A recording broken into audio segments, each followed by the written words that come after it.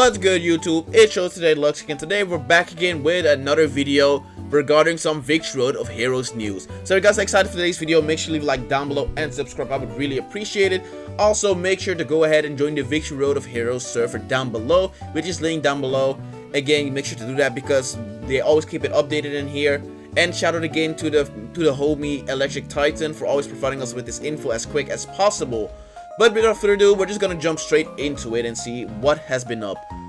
So, Victory Road news. There has been a level 5 ambassador meeting today. Some information that was not shown off at the presentation was shared, and the ambassadors will be sharing this news soon. I'll keep an eye on Twitter and update you as soon as anything has been shared. Now, this dropped out of nowhere. I was at work when this dropped, so I couldn't get a reaction instantly. So literally by the time you guys are getting this video, it is gonna be it's gonna be much later than we got the news, but that's fine, right? It is fine. It is what it is. So I have a meeting right now about type things up. No problem. Again, he was quick with it, even though he was doing stuff. So hey, that's again amazing. That's why we love Titan here on this channel. But here we go. Disclaimer: all information comes from Twitter translation, so if there's any mistakes, I apologize. Hyper power-ups. These are the Go Gimmicks plus the Awakening and Bond Transform plus a new power-up. These can be activated twice per match. Now this is actually very cool. This is kind of like they did, this is kind of like in the DS games, right? Like Chrono Stone and Galaxy, where in those games you were only allowed to use like 3 cash-ins at the same time, max, or like souls. Like you can only use 3 of them at the same time. You cannot use more than those. Now here it said, here Titan says these can be activated twice per match. So I assume that means you can just use them like 2 times, and then after that you cannot do that anymore. So that does make me wonder, like, do they stay throughout the whole match, or like do they still run out just like in the original games? It would make sense that they would run out, because else you would have like 2 busted players throughout the whole match. So it would make sense if they still could run out, but we gotta see again. A new blue bar can be seen under the tension gauge. It's currently unknown if this bar grows as the match progresses or when you win a command duel like tension. Okay, that's cool. Now this is the biggest one, which I'm so excited for, because literally I was talking about this in like one of the Inazuma 11-2 Blizzard episodes. Alter Egos return, as well as the previous Gimmicks plus Awakening and Bond Transform. Players can change into their alter egos, like aka Alcia to Aiden Alcia to Shiro for Fubuki Shiro. Changing form counts as a hyper power up. Now this is amazing, because I literally mentioned, like, I forgot what episode, but I was talking about gimmicks and such, right, in Inazuma 11-2 Blizzard, and I was complaining about the fact that it's such a missed opportunity we got, because there's so many characters that can have like alter egos, but they only gave 3 characters in the whole game alter egos, and then they scrapped the idea in the next game. So the fact that they return is amazing. That means, like the example, we can have Alcia turn into Aiden, and then Alcia turn into Shiro, and back and forth. That's amazing. That also means that we're actually able to get Fallen, his goalkeeper form, and his forward form in one character, which again is amazing. Now, what I'm a little bit confused about though is the fact that changing form counts as a hyper power up. So it's not exactly the same as in the DS games, because it counts as a hyper power up. So that means you can do something like that mid-match only, which is a bit interesting. Because does that mean if I want to use Alcia, I have to use one of these? I have to use one of my hyper power ups to do that? Because that would kind of suck though. Because I would like to play as Alcia just because it's like Alcia, right? Not because of it being like a power boost. But I'm not sure how it works. I'm still kind of curious about that. But again, I'm already happy that alter egos are returning. Like genuinely, I'm so happy about that, because bro, it was such a missed opportunity in this 11-2 that they did not do much more with it. So again, I'm happy with this. I'm ecstatic, even you could say. Like, it's amazing. I'm happy about that. Then next up we got Ability Learn Board. The first 3 hit Satsus are mandatory, but the other 2 can be changed through the Ability Learn Board or Move Manuals. So this confirms Move Manuals are back, and that is amazing. Now, what all seems to be the case is like so we can have 6 hit Satsus, like we already got confirmed. But the first 3 we get are like just like in the other games. Those are just the ones you get by either level up, I assume, or something like level up, or are just always on the character instantly. I think it's level up for sure. But yeah, so it's gonna be a level up. You get those 3 moves guaranteed, and then the last 3 slots you can just do whatever you want with it. So you can either give them characters moves by unlocking stuff on the ability board, or you can give them move manuals. Again, it's amazing we got move manuals back as well, because I wasn't too sure about that. Because I was kind of afraid they were gonna go through the, well, not afraid, but I was thinking they could maybe go with the route where you can change the Hitsatsus the character learns, but you gotta like do stuff with the ability board. But it seems not to be the case. It seems like you can also just put move manuals on them without needing to mess with the ability board, which is also again pretty cool. I love that, because that means we can customize our characters even more than we already can. Say, that's amazing, love that. The ability learn board can be progressed using different types of currency. That is nice as well, I guess, because let's say for example you like maybe you play a lot of Chronicle mode, right? You don't play story mode. It is nice that then you can still like do that, because I think you can play. I hope you can play Chronicle mode before story. I think you can, but I'm not sure. Don't quote me on that once the game is out. But no, definitely that is nice. I guess that's just a like little nice quality of change, quality of life change or update they did. Hey, I'm not mad at it. I'm not mad at it. And move evolution is confirmed to return. Using a move manual on a player that already knows the move will evolve the move. Using Fire Tornado manual on Axel/Goenji will turn Fire Tornado to Fire Tornado Kai. Now, this is again interesting because again, move leveling was something I really liked.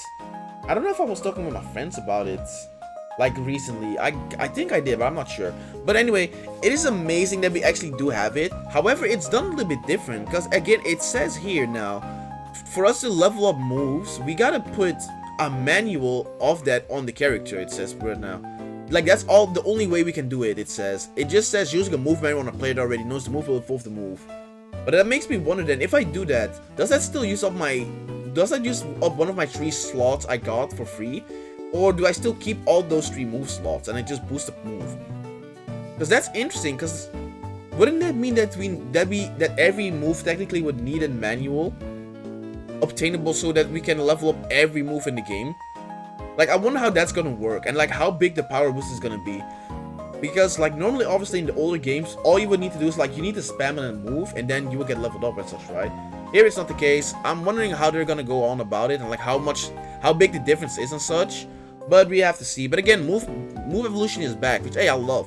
I do hope like for some moves like Mugen the Hand and God Hand, where they were like, if the move is evolving, you see the different animations. I would love if they did that, because like they did it with God Hand in the DS games. They did not do that in the Go games, which is kind of sad, but they did do that in the DS game. So that is, I hope they do something like that. I would hope that. And then real skills. Real skills count as a Hitsatsu slot. These appear in the story mode, as Hino thought it would make more sense for players to learn some real football skills before they learn Hitsatsus. This is a little bit confusing to me, because we did get shown. My bad, man. It's late when I'm recording this. I'm not gonna lie to you. It's a little bit late, so I'm stumbling over my words, but it's fine. I'm a little bit confused about this because we did see in like the reveal, I think they showed us like real skills, like Eric passing somebody and such with real skills. But I don't get how that counts as like an actual like Hitsatsu.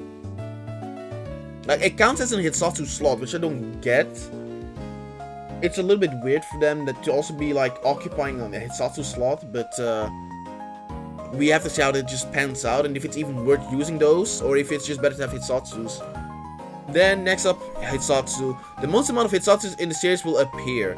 All important story Hitsatsus will return. It's not currently known how many non-anime Hitsatsus will appear and what the total number will be. Now again, that is amazing, because man, I love the Go games, but if there's something you really feel, it's the lack of signature moves on characters. Like one in particular, Edgar, which we know he gets Excalibur and such, right? But in the Go games, every time he's available, he does not get any of his signature moves. He doesn't get Paladin Strike, he doesn't get Excalibur, like he gets like Fortissimo and such, which sure, it fits him if you really think about it, but like not having moves like that really just sucks. So I'm glad they confirmed that all important story Hitsatsus will return, because I'd say he's like an important story character. He was part of like one of the matches they played in the anime, right? So it would make sense. Next up, character customization. Your character can have their sleeves and color customized. So basically you can have like their color customized just like how Axel has it, like has it up like all the way up. You can basically do the same thing, which is cool. And then you can also give your character an 11 band from Aris and Orion. Again, nice little change. I like that. I might do that. Then next up we got gameplay changes. Time wasting will have consequences. If you're ball hogging to waste time, an icon will appear and the crowd will boo you. You will lose tension and your opponents will be unable to steal the ball. The opponents will be able to steal the ball easier. Now, at first when I read this earlier, I was a little bit confused because I was like, what counts as ball hogging to waste time, right?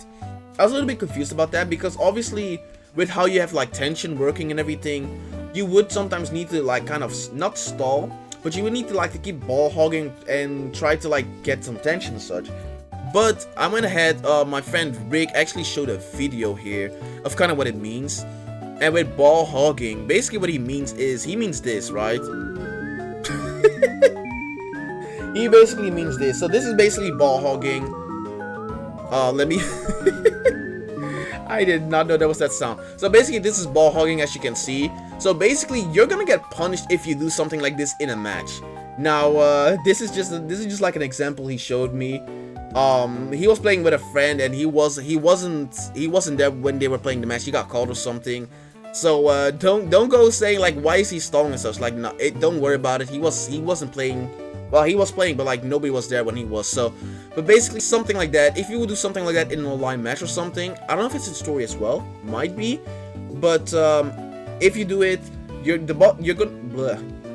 opponent's gonna be able to steal the ball much easier, and the opponent's gonna boo you, which makes you lose tension, which is very interesting. And honestly, I like that. I kind of like that they're doing that. But no, I definitely do like how they did that. I definitely do love that. So hey, again, good change for the competitive scene. I love that. Basically making it so that you just cannot stall out until the time runs out. Because honestly, those tactics, well, yes, they're legitimate tactics. They are kind of cheesy, I'm not gonna lie to you. So that's pretty cool. And then one last thing, it seems that all players can use a hyper power-ups. We see being able to equip Pegasus Fighting Spirit to Mark/Endo, which again is an amazing. Oh, you guys don't see the full image. No, you guys see everything you need to see.